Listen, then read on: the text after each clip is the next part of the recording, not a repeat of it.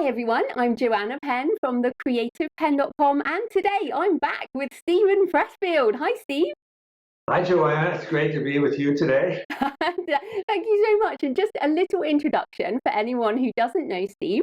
Steve is the author of non-fiction works including The War of Art and Turning Pro, which everyone should read, and novels around the classical wars of ancient Greece and modern warfare like Gates of Fire. And his latest book is The Artist's Journey, The Weight of the Hero's Journey and the Lifelong Pursuit of Meaning, which is just fantastic. Oh, and there it is.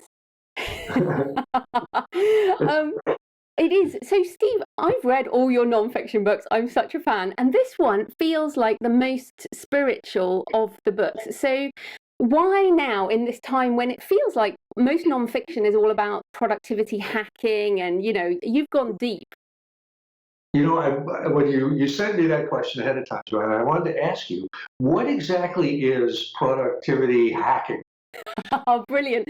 Well, it's things like, if you... Whatever it is, I hate it, but tell me what it is. Well, like if you tweak, if you time this, and if you eat this, and if you do this, you'll get an extra 1% brain power. And, it's all about like the things you can do to make yourself better quicker. So it's all about quick stuff. Whereas what I got the sense with your book, the Muse, the unconscious, this is not quick stuff. Do you know what I mean? It's much deeper. No, so why now? Like, why this deeper book? As you know, Joanna, I'm a believer in following the Muse, as we'll talk about in this interview, which is, something unconscious that prompts you from within.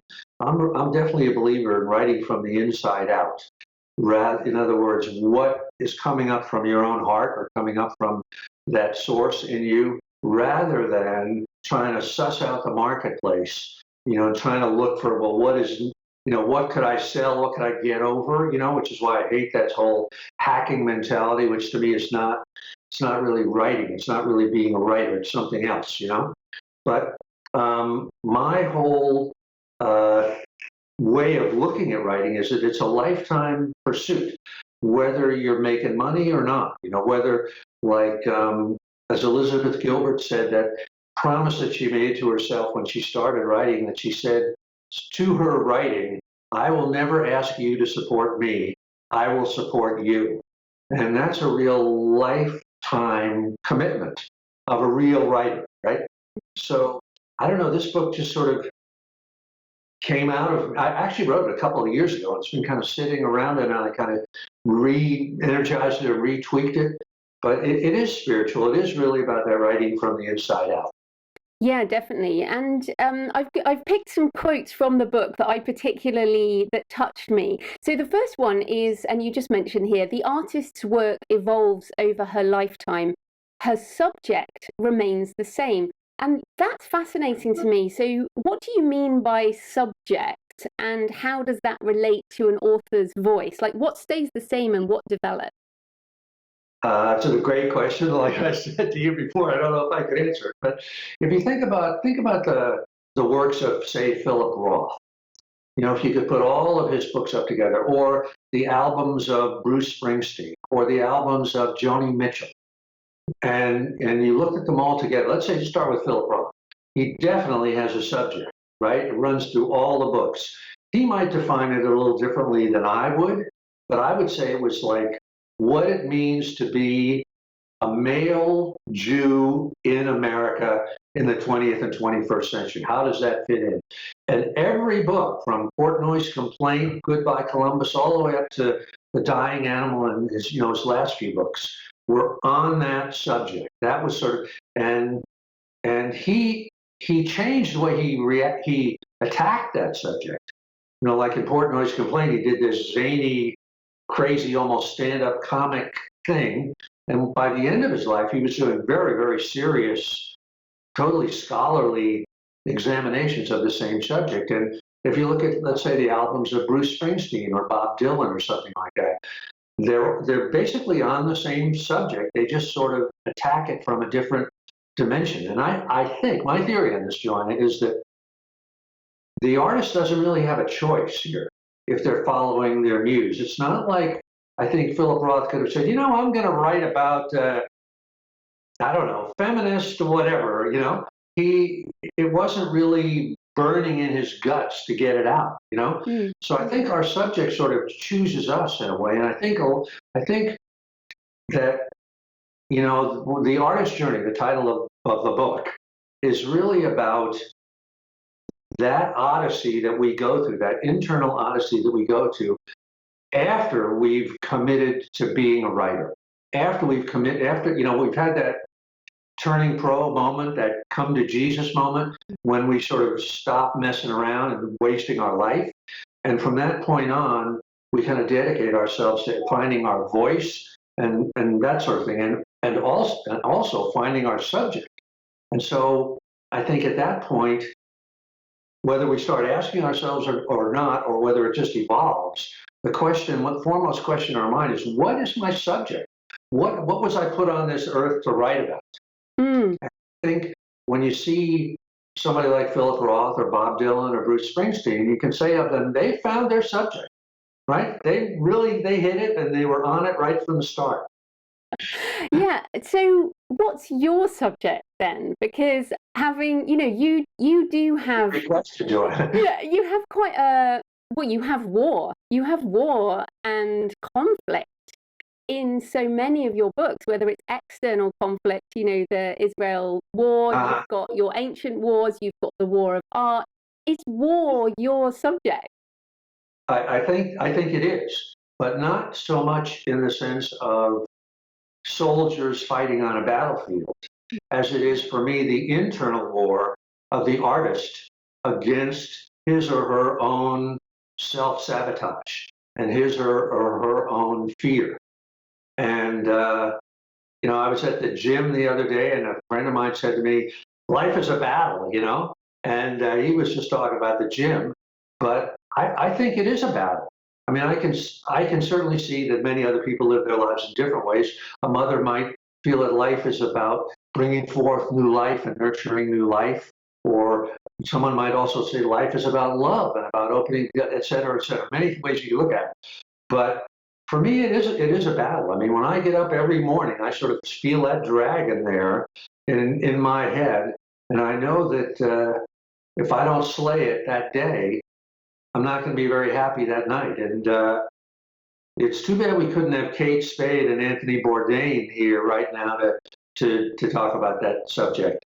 But I think you're right. That is kind of my subject. And whether I'm writing about writing or ancient warfare or whatever, it does seem to be about conflict and the inner battle against one's own fear and hesitation and all those temptations to be less than you can be. Well, then, so I want to give less than you can give. So then I wanted to ask you, because you write both fiction and non-fiction, and this is something whenever I read your stuff, I struggle with, because you have this idea of a shadow career.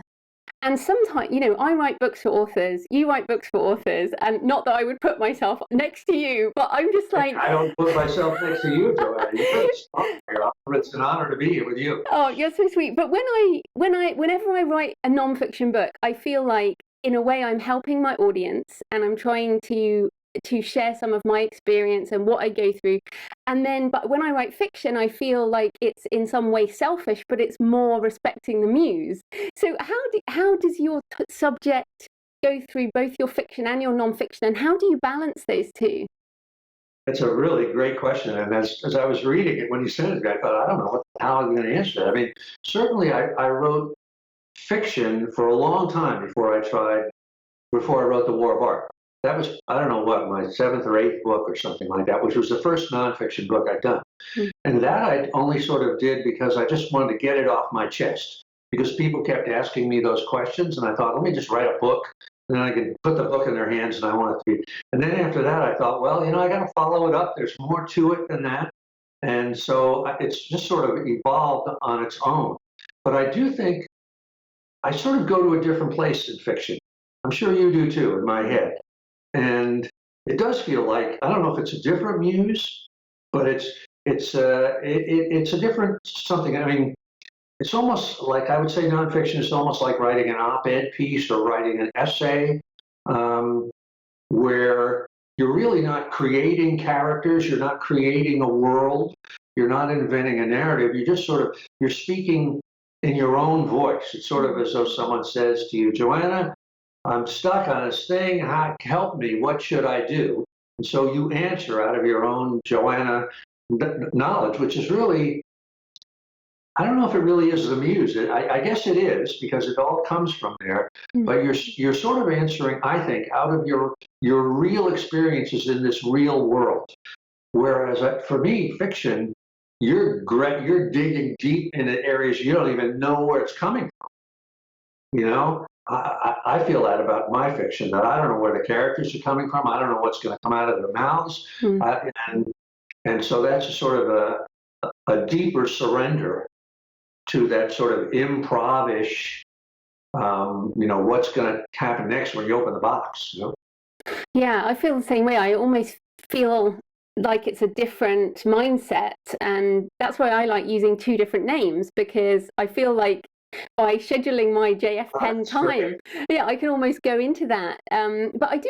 So let's just talk about going deeper. So you say the artist is being driven from a far deeper and more primal source than the conscious intellect.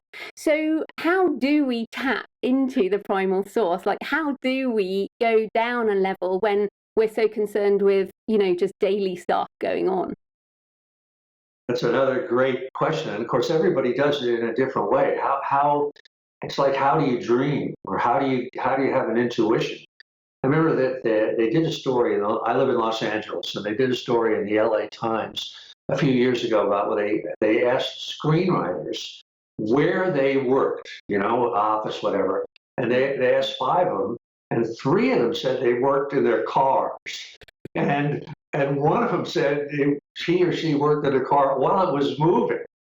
So I don't know. In other words, everybody kind of gets at it in a different way. To me, it sort of starts with the idea for whatever the book is. If you have, and that's really the Muse speaking to you, I think. You somehow, I'm always on the lookout for a new idea. And I'm always sort of asking myself, what's percolating under there? And I also find a lot of times an idea will come to me, say in January, and I'll sort of make a note in my head and I'll completely dismiss it. I'll forget it completely. And then like 3 months later, I'll go, whatever I had that idea I had back in January. And I look at it and I go, oh, that's a pretty good idea. And then I'll start focusing on it. So let's say you have an idea to do something about Queen Boudica of early Britannia. Right? Then I think you just, in your own way, this is my experience, you begin to surrender to that. You start researching it, and you begin to sort of surrender to that idea. And as you try, and I think you start outlining it or blocking it in the broadest strokes. And I think that a mystical sort of process happens there. And tell me if the same thing happens with you, Joanna. As you start to work on something, a sort of gravitational field begins to form around you, and it begins to attract stuff, ideas. You're in the shower and you'll think, oh, what if Queen Boudica, fell into a pit of snakes when she was 3 weeks old, whatever, and you don't know, where does that come from? I don't know, but that accretes along with everything else. And pretty soon you've opened a pipeline to that part of you that's trying to tell that story. And then it's a process, I think, of sort of getting out of its way and letting it come through. I know that's kind of airy-fairy and mystical, but that's certainly the process for me. And that's why I say, for the way I write, I'm not a writer for hire. It's not like somebody calls me up and says, can you do me something about whatever? I'm a spec writer. And I write what comes out of me and just bet on myself that I can sell it, So I do follow the Muse, and I am looking for that. It's that old analogy of it's a radio station, and you're kind of, the signal's coming in, and you're trying to tune the dial to hit that radio station and pick up that signal. And you have some rituals, don't you, in order to almost superstitions, yeah. Call down the muse. So tell us, now we've got to acknowledge that your rituals won't work for everyone, that they won't just automatically mean that the muse will arrive. But what do you do to kind of start that process when you get to your desk or wherever you work? Yeah, right here, right where I am. Well, let me answer that by recommending a book to your listeners if they haven't heard of this book yet. It's by Twyla Tharp, The Creative Habit. Twyla Tharp is a famous choreographer. And when she calls the book The Creative Habit, and her thing is about habit, about the power of habit, which is like ritual, right? And she talks about how every morning she gets up at the exact same time, 5:30, she's down outside her building in New York City, hailing a cab, going to the gym. And she works out for 2 hours at the gym. And then she comes back to her studio, and then she works for the day. And I think that it doesn't matter so much what your ritual is, but I do think it helps to have a ritual. What I sort of liken it to is, let's say you had a yoga practice, just your own self, right? And you were fortunate enough that you could build a little yoga studio out in your cottage in Devonshire or whatever it is. And so at a certain hour of the day, you would get on your yoga stuff, and you would walk out to the thing, and you would make sure it was clean and well lighted, and you'd open the door, you'd do a little bow and you might even say a little prayer to the gods of yoga or whatever it is that you were trying, and you'd set an intention for yourself. And when you entered that space, you would consider that you were entering a sacred space. And then you would begin your yoga, and your practice would be intending to connect with, not just doing the physical part, but to connect to a spiritual dimension of yourself. And I think that's sort of what writers do, or actors do, or choreographers do. And so my ritual is pretty simple. I go to the gym. I'm like Twyla Tharp. I go to the gym. I come home. I answer my email and stuff like that. And then I just sit down and just plunge right into it. And when I start making mistakes from fatigue, typos, then I stop and I don't try any harder. Let me ask you, Joanna, what's your ritual? Oh no, this is not for me. No, I do. I wear noise-canceling headphones, and I play rain and thunderstorms. I've been playing the same album for like 10 years now. Really? No kidding. Well, now why do you do that? What's the point? Well, like you say, it cuts out bad noise, like other noises, and just I think the repetition. It's like you say, the repetition of a sound or something puts you in a place where your brain goes, oh, now I'm doing this. Now I'm writing. Right. Yeah. Because the whole point of it, I think, what you do and what I do, is a turning inside. It's an interior thing. Like one of the things I say in The Artist's Journey is that I used to write at a desk that faced a wall. And people would say to me, why don't you turn the desk around and you can look outside and see the scenery? But I said, I don't want to see the scenery because I'm in here, just like you with your noise-canceling headphones. Yeah, it's so interesting you say that, because I do a lot of traveling for book research, as I know you do for some of and I love traveling. Like we were in Madrid last week, and it was just amazing. We were in Toledo, old Jewish place, and it was amazing. And people are like, oh, you must write so much when you're traveling, and I'm like, I can't write. While I'm traveling, I have to be back in my routine, in my kind of boring, repetitive space. Yeah. Do you find the same thing? Exactly. Every now and then I can write on the road, but it's pretty rare. And when I can, I sort of bring my own little version of my own space to that thing. And if I have where do I have my little cannon here that I use to fire inspiration into myself. So I bring my cannon with me, and I set it up. But one other thing I do want to say, as far as rituals and stuff like that, which is very important for me, is that one of my earliest mentors, Paul Rink, gave me a copy of the Invocation of the Muse from T.E. Lawrence's translation of the Odyssey. The very start where Homer says, O divine poesy, goddess, daughter of Zeus, etc., etc. And I say that prayer every morning, out loud, and So I really am like invoking the muse and saying, help me. I need help. And here I am, I'm reporting for duty, that kind of thing. Yeah. Do you, and this is, I didn't send you this question, but do you think the muse is a feminine force? Yes, without a doubt. I don't know why I say that, but why did the Greeks say, well, there were 9 muses, there were 9 sisters, the daughters of Zeus and Mnemosyne, which means memory. And so I guess I agree with them. I think it seems to be a feminine thing to inspire. Interesting. Okay, so another thing that I really loved, the artist is not expressing himself, he is discovering himself. And you talk about the daemon, or the Greek, not demon, the daemon, the genius, having an aspect of the monstrous, which I really love, because as part of my writing, I've discovered things that are quite dark and disturbing within myself that sometimes makes me want to self-censor and not put those things in the world. Yeah. So how do we discover that daemon, that genius, and what if we find stuff that doesn't really fit? I think the only answer is to kill yourself. I think. No, I don't really know the answer to that.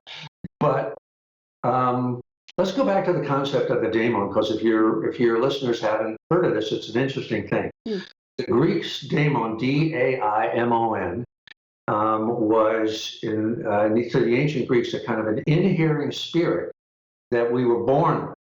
And the Romans had the same concept, and their word for it was genius. Genius. That was what was in. So I'm definitely a believer that we're born as fully formed individuals. We're not a blank slate, and we've got a destiny, and we got to have a calling. And our daemon, sort of like, I got this from a book called The Soul's Code by James Hillman, another book I highly recommend. And he likens it to an acorn. The daemon's kind of like an acorn. Even as infants, we've got this destiny inside us, just like an acorn contains the entire oak tree already. And the daemon will, I used to work in advertising, as I say in the book, and I would quit, write a novel, it would fail or wouldn't be published. I'd come crawling back to advertising, work again, save money, quit again, et cetera, et cetera. I did that like 3 different times. And every time I would do that, get ready to quit, that is, my boss, with good intentions, different bosses, would call me into the office and say to me, Steve, why are you throwing your life away? We'll promote you, we'll give you a bonus, blah, blah. And each time I thought, they're right. Why am I going off to write this stupid stuff that nobody wants to read, et cetera, et cetera. But every time I quit. And every time I did go off and write another book. And that's the daemon. That was that thing inside me that just, against all logic, compelled me to do that. So I do think that Bruce Springsteen's daemon made him do whatever it was he did. Anybody that we want to look to and that really had a career. But the daemon is monstrous. So that's a whole other subject. I don't even want to get into that, Joanna. That's a subject for a whole book. But I will say one tiny thing. I wrote a book called Virtues of War, which was about Alexander the Great's career, and I wrote it in the first person as Alexander. And he was somebody who had a daemon that really drove him to conquer the world, and it contained the monstrous, and he knew it, and so that's sort of the classic mega daemon that we could find through history. Well, no, it's interesting because I've been kind of writing on and off for several years now a book about the shadow, like the shadow side, and I know you know all about Carl Jung and that, and because I just find that I think it's a very similar idea, a monstrous daemon or the collective unconscious, the darkness that we write from. But I think I think there is some abstract aspect. I hope you don't mind, but some aspect of the monstrous in your warlike side of writing and your fiction. Some of the topics you pick really are, they are violent and they are that monstrous side. So, and yet you're just such a lovely man, Steve. So I'm going to push you on it. You don't know me very well. No, but there is maybe the point, and this is what I partly also want to push you on. It's like, how do you feel that in yourself? Like you have to almost let the monstrous out in your writing, and then put it back in when you do, stuff I think in your that's nonfiction. True. I had a dream not long ago, and I know dreams are really boring, but here's the gist of it. I sort of encountered this monster who was sort of like the Phantom of the Opera. Somebody that kind of lived in the darkness and had a face that was sort of half covered by a mask. And everybody in the dream was absolutely terrified of this monster. They kept him in a kind of a cage, and machine guns were trained on him constantly. But at one point in this dream, the monster sang. He just sang like 3 notes. And even in the dream, those notes were so beautiful that even in the dream, you sort of were mesmerized and surrendered to them. And you thought, there's no way we can ever kill this thing if it can produce that beauty.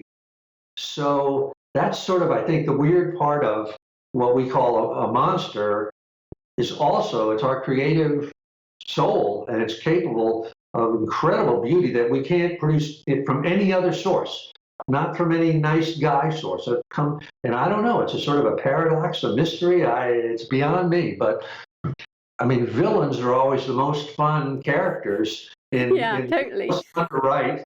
And I always thought, somebody said to me, could I ever be an actor, or if I ever would somebody ever give me a role? I would say I'd love to play like the most dastardly villain. I don't want to, and I want to have some horrible villain speech, but that's the monster, and the monsters can be fun if you keep them a little bit under control. I think that control aspect is probably the balance. I think of Plato's chariot with the black horse and the white horse, and having to keep them in balance. And if you let one take over, like maybe coming back to Bourdain, then you can end up going off the road. But if you let just the white horse go along, you end up going off the road the other way. Right. So it's a very difficult balancing act. But in terms of balancing act, you do have another thing which I think is interesting. This is not a political show, but you have the artist is a force for unity. And I thought that was fascinating because we have so much or so little empathy at the moment, it seems, between split political realities where people can't seem to imagine the other person's point of view. So how can we use our writing in unity? I think it's a great question, Joanna. I think that we don't need to do this consciously. If we're true to what inspires us, what will come out will be a force for unity. But here's how I mean that. I think that what art is all about, like a great, let me think of, there was an Iranian movie called A Separation. Did you ever see that a little while ago? No. Anyway, I think it won the Academy Award for Best Foreign Film a couple of years ago. And it was about a family in Tehran where the father was coming down with Alzheimer's, and how it split the son and his wife.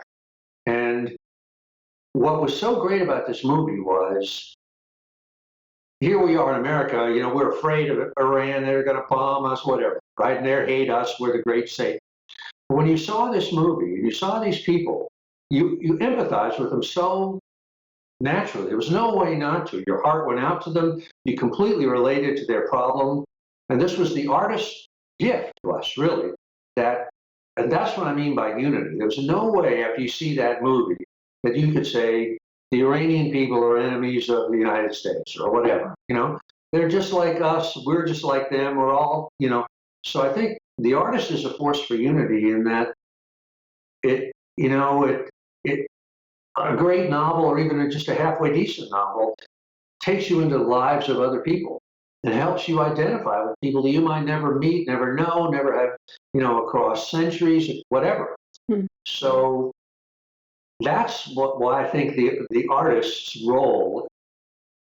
We laugh at artists a lot of times, and we think even of ourselves. We think, "Why am I wasting my art being an artist? Nobody's buying my books, whatever." But the artist is a real force for good over the long haul, and it's a he or she is a force for unity.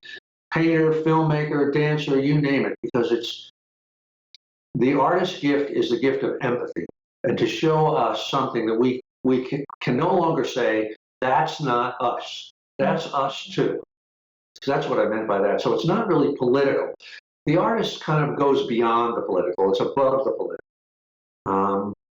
Yeah, I think that's really the point. It's not like write some preachy thing that is like I'm right or I think this. It's right. As you say. If it gets preachy, you better stop. Yeah, it's human, and the point that I think it feels like humans are not binary most of the time. Everyone's really complicated. Yes. Yeah. Now you mentioned the long haul there, and I did again. And Turning Pro, which I reread, I've read so many times. But you have this theme to come back to, which is the artist learns to commit for a lifetime, and again, the artist's journey. Now, again, sort of circling back to the hacking. There's this myth of the publishing industry that you write a bestseller, you make $1 million. You can retire. But you talk about it taking 17 years to earn your first penny through writing. So what are your thoughts on patience? Like, how can we be patient when we might our ambition or our daemon wants something, and it might take a long time to get there? Well, I don't know if this is true for other people, but I have to say, for me, I just had no choice. I mean, along those 17 years. Like I say, many crossroads appeared where I could said, all right, let me take this job, let me settle, let me just settle for something else, But I could never do it. I just didn't have a choice. I was so depressed and so bored doing, something other than pursuing what my own daemon was telling me to do. And that the sort of, again, the hacking concept that's seeing writing from the outside in, where you say, what does the marketplace want? Oh, horror is big this year. So, and of course, this is what movie studio executives, this is their whole job, So, and then so you write a horror thing. But that's not being a writer, that's not being true to your daemon or your muse. So if you're going from the inside out, you're asking, well, what's coming up out of me now? What am I being led towards? And if you think of it that way, you have to have patience, and you have to think about it as, even if, like, I'll go back to Liz Gilbert and her saying, I'm not going to ask you, my writing, to support me. I'm going to support you. You can produce, like I see all your books behind you there, your body of work. And there's no reason why anybody that's listening to this or watching this right now, why they can't have a body of work exactly as good or more. And you're going to go on and on and on and continue to do more and more and more. And it's, the concept of the artist's journey is that we are artists and we have this journey inside us. Those books behind you are the fruits of your journey. And so that even, and particularly these days where anybody can publish, right? You don't really have to have that can be one's body of work that you produce over a lifetime. And even if you're a lawyer or a doctor or a mom or whatever, this is what you were put here to do. So that's for me what I mean by patience, or what you mean by patience. Yeah. You don't have a choice. If you're going to be true to it, once you start on this road, you can't really turn back, without really abandoning your own self. Yeah. And I feel like I first put out my first book 10 years ago, and it does just feel like yesterday. But I was going to ask you, because when I was emailing you and trying to work out... Joanna, you probably got 30, 40, 50 years ahead of it. I hope so. Think about that. You're going to need a bigger bookshelf. But it's interesting thinking about who we were and who we become on this discovery of ourselves, because in our emails, you mentioned that some of the screenplays you wrote in the early days are not necessarily things that you would associate with yourself anymore. So how do you reconcile that learning and discovery over the journey with your idea that you're born with this acorn, I guess? That's another great question. I mean, at one point I worked on a porno movie, you know? Awesome. I've done some of the jobs I've done in advertising are unbelievably sort of off the mark, but it's all you learn.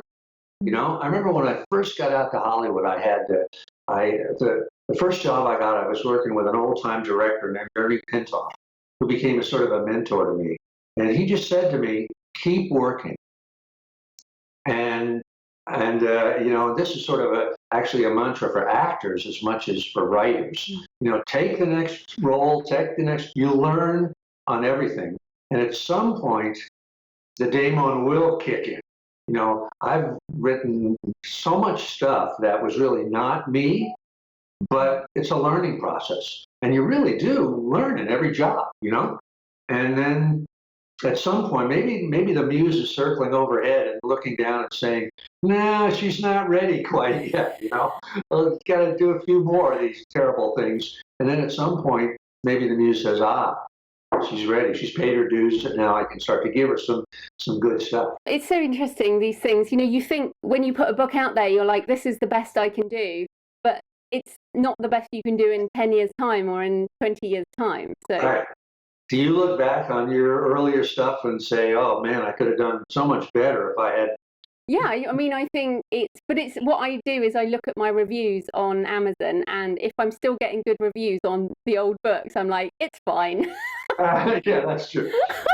So that helps. Still cool enough, Joanna. Yeah, exactly. But also, you know, they don't they say if you're not slightly embarrassed by what you did last year or the year before, you're not moving on. Yeah. But I'm not embarrassed by any of it. You know, it's all part of the process. You know, yeah, it's all part of the learning process. Yeah. So we're almost out of time, but last question, because I always like to ask you about marketing, because, you know, you do everything and you go from the spiritual to, you know, the actual marketing side. And like you say, you worked in advertising. So you're very aware of all the business side. Now, you've been serializing this book on your blog at stevenpressfield.com. And many authors feel that that is giving the book away for free. So why serialize the Hulbert, and why is blogging still important to you? Well, you're asking the wrong question in terms of marketing, John. I'm like the worst marketer.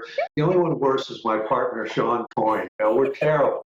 We just don't know what we're doing. We're bumbling around. Nothing ever works for us. And I really only put it out on the blog because I didn't have any other thing. I forgot what else to do. You know, I had this whole book. I thought I'll just serialize it. But I am definitely a believer in getting. I don't believe in hoarding stuff. Oh, let's keep this. You know, I think the real problem that we all face is that nobody knows our stuff is even there.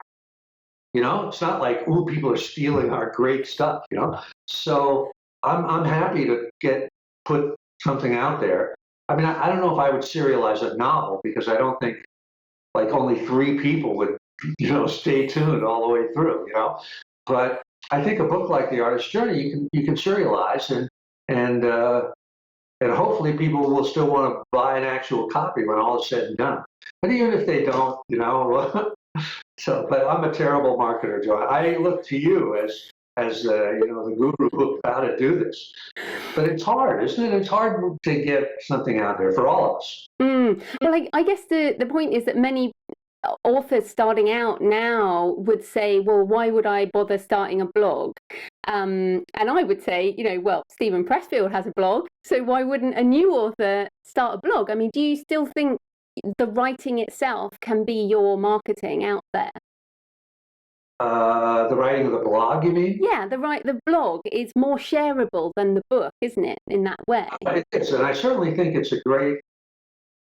My motivation in blogging is not so much. No, I hear people say, "Well, I really want to help people. I really want to teach people." I really don't. That's not my motivation at all. Because I think that the writer who is a born writer, they're going to write anyway. Nothing can stop And if they're not, they're going to fade away anyway.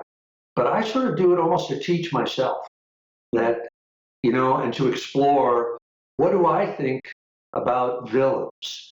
What if I do a series of like 12 posts about villains?